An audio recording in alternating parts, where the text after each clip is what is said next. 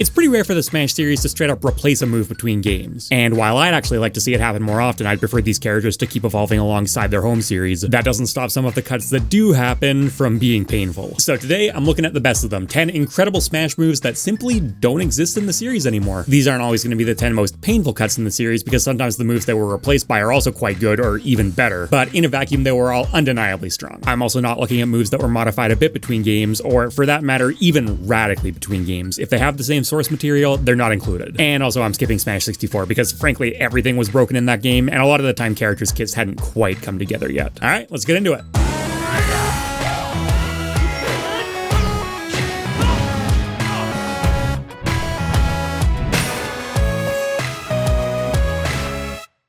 This video is briefly sponsored by Bix.co. If you've got social media, Bix is a platform that lets you partner up with brands to earn side income a lot like you see on YouTube videos. You can check out their free, easy-to-use platform for yourself by going to Bix.co, also linked in this video's description. We're coming in hot with a pretty painful cut right away. King Dedede's back air from Brawl. Dedede is in kind of a weird spot where his back air has actually changed in every single game he's appeared in. Now, the difference between Smash 4 and Ultimate is way less extreme than it looks like because the Smash 4 one actually had Ultimate's hitbox, which was just sad, so it's a good thing they changed it to match better. The same thing cannot be said between Brawl and Smash 4 though. This back kick concept isn't a new one and wasn't even at the time, but I think it's one of the best versions that's ever existed. It's extremely fast, especially by heavyweight standards. It has deceptively good range behind it. And Smash 4 was when the series cut back on a lot of those persistent sour spot hitboxes. In Brawl, they were in full swing, and that also applies to Dedede's back air. Look at this. So much coverage on that move, not too much combo potential. This is Brawl, after all, the game where hit stun canceling existed. But as far as kill power goes, yep, that's a heavyweight back air, alright. Low ending leg made it extremely spammable, especially helpful for a character with multiple jumps. Even though Dedede does fall faster than other multi-jump characters, Brawl still had floatier physics. While his ultimate back air isn't necessarily bad, it's got better range and good power, and it's a pretty important part of a lot of Dedede's combo game, at least as a finisher. I think you'd have a hard time making a case that the back kick being cut didn't hurt him overall. If you're unaware, Brawl was King Dedede's debut, and also by far his best performance in any Smash game, and while being real, a lot of that came from his extremely broken chain grab. Back air was definitely contributing too. Going with a bit more of a modern kick this time, Ganondorf's up smash. He actually had this concept in both Brawl and Smash 4, but Smash 4 is the main one I'm interested in because it was the single strongest up smash in that game. The damage output and especially knockback behind it were obscene. The other absolutely obscene thing about it was its ending lag, or rather its lack of ending lag. It didn't have particularly great startup, but after he threw it out, it was surprisingly hard to punish. That even applies to him doing it on shield, and this is Smash 4 we're talking about, the game which probably had the strongest overall shields in the entire series, where stuff like run-up shield and shield grabbing was a major part of its meta. But yeah, between its shield damage and therefore shield stun, pushback, and ending lag so low that it actually felt out of place on Ganondorf, you couldn't really do that much about this. And that ending lag was even so low that he could get combos out of it at low percent. Look at how little he's doing and how much damage he's rewarded with. In a vacuum, this was an incredibly powerful up smash, one of the better ones the series has ever seen. I will say, on Ganondorf's kit in particular though, I think his new one might actually be better. The thing is, for all the incredible properties this move had, it was still relatively slow and didn't have the best coverage of any up smash, so that meant that Ganondorf, one of the slowest characters in the game, often had trouble actually getting into position to use it effectively. A lot of the time he just kind of had to chuck it out and hope his opponent ran into it, and given how relatively low risk the move had, you know, that's not the worst thing to be doing, but other characters could definitely take better advantage of it. The same thing can be said for his sword arc, of course. Ganondorf is still slow, and it just shows how powerful being fast is as an attribute in Smash, but I would probably say this one being huge and catching everything in a bubble around Ganondorf does probably patch his weaknesses up a bit better, especially now that stuff like Neutral Air and Wizard's Foot have less end lag, so it gives them some vague semblance of a neutral. Not much, but the big takeaway is that both up smashes were crazy. Let's keep the Zelda theme going for a minute here. Link's dash attack. I'm especially looking at the melee variant here, not because it was ever the best dash attack in the game or anything like that, but because he could get stuff off it sometimes, which can't be said for any subsequent appearances. But I'm less concerned with exactly what happens after he connects it, and more just the fact that he can connect it. And actually, pretty substantial weakness of modern Link is covering directly in front of him. He's got jab, but that's not particularly fast or rewarding, and even then its range is kind of whatever. Boomerang is slow, down tilt is slow and has a similar range, dash grab's slow and committal. Part of this weakness was spawned when they cut his claw shot Crab, which really helped define him as a mid-range fighter and was another move I was actually considering for this list, but you can at least make an argument that it was a positive change for him overall. Tether grabs are better than they've ever been in Ultimate, but it was still, at the end of the day, a relatively slow committal option, whereas a frame 6 grab is the best they can possibly be. And I chose dash attack over it because I think his new dash attack, which was introduced in Smash 4, is just way more problematic in terms of creating that weakness, and is also just not a very good move overall. It's not useless by any means, and you do see it pulled out occasionally. It's got great coverage and even greater kill power, particularly at its tipper sweet spot, but Link's kit is full of high coverage, high power moves. It may be the best move for the job sometimes, but it's almost never the only tool for the job. Whereas what Link's old dash attack used to do has never really been filled in by anything else. Its coverage is still very good, and much more importantly, it's fast, so Link actually does have a decent burst option to cover that mid-range spacing. It loses to crouch canceling in melee, and also unfortunately can be unsafe on hit early on. You always hate to see that, but even so, losing it was still a downgrade. I think it's cool to see the jump attack folded into Link's moveset. It's a fun reference to the Zelda series where it's also one of his strongest moves, but they weren't really doing many favors for him in a gameplay sense. In Smash 64, the jump attack may have been the inspiration behind his forward smash, and considering that Link's new dash attack is functionally in many ways just a second forward smash, his existing forward smash overlaps with it in a lot of scenarios, I would probably have rather had them put it back there. Going in a totally different direction next here, Ness's Smash 4 up air. I heard this referred to multiple times over the years as an aerial version of Mario's up smash, and if you're familiar with Smash 4 Mario, that's a high compliment, and not inaccurate. Ness's old up air was quick, deceptively big, deceptively safe, and if you used it later on, it killed. And it didn't need to be that much later on because it was really strong. I know he's supposed to be like a psychic powers kid, which probably explains the big brain, but it still felt kind of funny to have him just bashing you with his skull like that. The devs seemed to agree because while Ness got a lot more psychic flavor overall coming into Ultimate, up air was by far the most significantly changed one. It's now a multi-hit. Is it better? Is it worse? I've gone back and forth on that, honestly. His old one was a more conventional up air and better in some more conventional areas like landing on shield with it, but as a multi-hit, his new one enables drag down combos that simply would not have existed if he kept his old Smash 4 version. They both kill, certainly as effectively as you can reasonably ask for. This is another of those cases where I'm going to say you're probably pretty happy with either, which I can't say about our next one here. Pit's Wings of Icarus. The Wings of Icarus was Pit's special back in Brawl, and I did hesitate for a moment about whether it should be eligible for this list considering that it and his modern Power of Flight obviously both use wings, but you know what, they're so different from each other. These aren't even the same wings, the lore inspiration behind them is totally different, and obviously they don't actually function anything like each other, so I think it's okay. The Wings of Icarus is a move that I really miss, and I think it might be my least favorite cut in the entire series. Pit got freeform flight, which was obviously useful in the expected recovery scenarios, but it also gave him a lot of different tech in neutral and an advantage state because he could also act out of it. So it was a very natural feeling, creative, and yes, powerful mobility tool, but it never felt unbalanced at all. Its speed wasn't that impressive, whether we're talking about startup frames or velocity, and if Pit did cancel out of it, while it didn't put him into free fall, it still prevented him from doing it again until he touched the ground and consumed his jumps on top of that. That is, unless he cheated the system a bit by hugging the ground, which gave him a freebie, and Brawl was full of character-specific tech like that, and it was honestly a really cool feature of the game. I miss it. Even so, those limitations struck a good balance between reining it in and leaving a lot of room for creativity. I honestly thought it was really well handled. The Power of Flight, on the other hand, is literally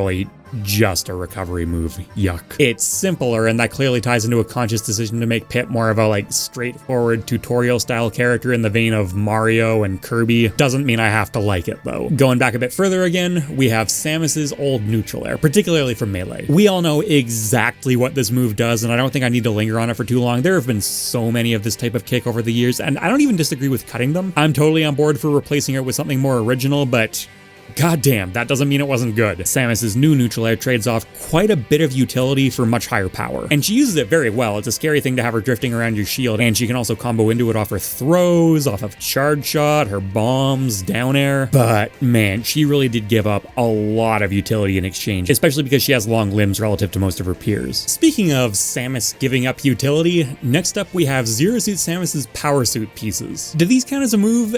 You know, I'm gonna say they do, because strictly speaking, they're an after effect of Power Suit Samus's Final Smash, which destroys her power armor, Zero Suit Samus pops out, and a few pieces are left behind as items. And even if you're not playing with Final Smashes, she can do the same thing with a secret taunt transform input. Are you trying to convince me that transform or Pokemon Switch aren't moves? In reality, this argument doesn't matter because in competitive play, which is what this list is focused on, you can just hold down the shield button on the character select screen and then she'll always spawn in as Zero Suit Samus anyways, which is all anyone ever does. But shut up, I want to talk about it anyways. Because because this was really cool, brand new design space for Smash. You just spawned in with 3 items she could start chucking at you. They were pretty bog standard items, good ones, you know, they did high damage and knockback, they bounced around a bit if you threw them, but they were no Pokeballs, right? And your opponent could still pick them up and throw them back. The ability was still very much in her favor overall and gave her almost a reverse comeback mechanic. She was stronger at the very start of a game, but it was never broken. It just added a cool new wrinkle to gameplay. In different hands it might have been, but Zero Suit Samus was actually a pretty well-balanced character, was considered to be somewhat mediocre for a long time, and then later on in Brawl's life they discovered that she was actually pretty good, so she started the match better good, and then when the suit pieces were exhausted, she became good. As for what it was replaced with, absolutely nothing. Yeah, in Smash 4, they completely abandoned that shedding her power suit gimmick along with actually all transforming characters, so obviously having the armor pieces spawn in wouldn't really make sense anymore, but I still think it's a bit of a shame. I like the idea, and I hope we see it recycled down the road somehow. We got another Brawl veteran coming up here. Wario's Forward Smash. This is the final slightly nebulous entry on the list and probably the most blatant of any of them because to this day, Wario still absolutely does have his iconic shoulder bash, which is one of his signature moves in his home series, but the thing is, it's on dash attack, which realistically is a great home for it. Doesn't mean he wouldn't happily replace his existing forward smash for his old one though. And that's because back in Brawl, yeah, Wario's Forward Smash was the shoulder bash and it was really good. Look at how fast this comes out. Oh my god. That is a frame 9 forward smash that kills this early. For perspective, the fastest forward smash anywhere in Ultimate is frame 10, and Wario's current forward smash is frame 18, literally twice as slow. It's not particularly laggy either, it's not safe on shield or anything, but its frame data is extremely comparable to, say, Kirby's forward smash in Ultimate. It's only got 1 more frame of ending lag, although of course it also starts up 4 frames earlier, so take that into account. And it's still a lot more spammable than you might expect because, oh, by the way, this move has armor on it. I don't really know why. It's kind of a funny looking move to have armor on it, and it's kind of just a funny looking move in general, but it does somewhat echo how Wario plays in his home series, and in that series the shoulder bash is also a very important move, and I'm sure Sakurai knew that and was sure to make it good, which makes it all the funnier that in Smash 4 it was just totally MIA. I don't get that one. He still had the old dash attack, and he also had the new forward smash. Weird call. Sakurai has said that it had something to do with making Wario feel more powerful, but I don't like it. Getting near the end here, next up we have Rosalina's old neutral air. This one's interesting because it marks such a clear paradigm shift in the way they wanted to design Rosalina. The Smash 4 version was slower and more methodical with a lot of coverage. Getting around Luma while she was throwing this out was really hard. While it wasn't as blatant a combo tool as her new one, she did get stuff off it at the end, but more than anything else, it was meant to be a walling tool, and it was an exceptionally good one. Between this thing and Luma's own long-lasting neutral air attack, she could just turn into a sea of hitboxes whenever she wanted, and that's before we start getting into like desync tech. In the early Ultimate days, I saw a lot of Rosalina players being sad about the change. Nowadays, I'm not so sure. They figured out how to do plenty of powerful stuff with the new one. I think it probably complements her overall Ultimate playstyle better, which is more combo and setup focused than it used to be, although you could make the argument that if she had her old neutral air, it wouldn't be, and she could go back to being a bit more of that wall. Couple honorable mentions as usual before we wind things down. Haha, wasn't Zelda's down special so good? Back in Melee. Haha. Ha ha ha ha ha ha. Squirtle's forward smash has a lot of range in Ultimate, but still doesn't see that much use, and in Brawl, it had armor on it. That's pretty good. A ledge attack was never going to get on here, but for the record, I have no idea why Bowser's looked like that back in Melee. While Peach's new up air is quite good, particularly for drag down stuff, you know, her old up air was pretty good too. I know some people are going to bring up Charizard's rock smash, and I get it, believe me, it's an armored landing option that's hard to complain about, but in practice, you know, it is a bit slow and committal, and you don't see a ton of Charizard players regularly using it. It is a cool move, and I wish they'd kept it on his kit, but a little hard to justify placing in the main list. Mr. Game & Watch's pre-ultimate forward air, dubbed the credit card swipe, never a particularly fancy move or anything like that, but it was a very dependable one. Then we have Brawl's notorious glides, which were obviously very powerful, especially on Meta Knight. That said, they're another choice in that nebulous does this count category, and I didn't want to be doing that dance for half the list, and these aren't especially deep to talk about. Mii Brawler's Piston Punch, this one came very close to making the list. I decided it was just a bit too much like the thrust uppercut that replaced it, because if you thought that one led to cheesy early kills. And then I'm also going to shout out Bowser's Koopa Claw, which is again maybe veering a bit